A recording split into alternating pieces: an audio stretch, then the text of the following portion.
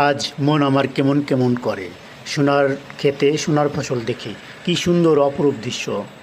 ধান ক্ষেতের সবুজ ধান ক্ষেতের মাঝখান দিয়ে একটা আইল চলে যায়, সেখানে হাঁটতে খুব ভালো লাগে। আর সকালবেলা যখন ধান ক্ষেতের উপর কুয়াশার শিশির বিন্দুর মুক্ত ঝলমল করে, মুক্তা একবার মুক্তার মতো দেখায়।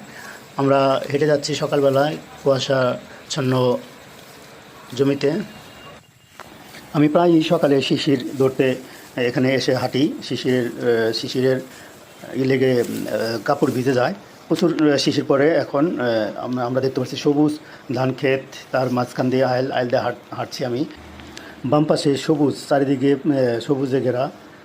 এগুলো এখনও ধানের শীষ বের হয় নাই। আর আমরা ডান পাশে দেখতে পাচ্ছি ধানগুলো প্রায় পেকে দিয়েছে, সোনালি আকার ধারণ করে। সবাই কমেন্ট করে জানাবেন আপনাদের কেমন লাগছে। আল্লাহ হাফেজ, ভালো থাকবেন সবাই।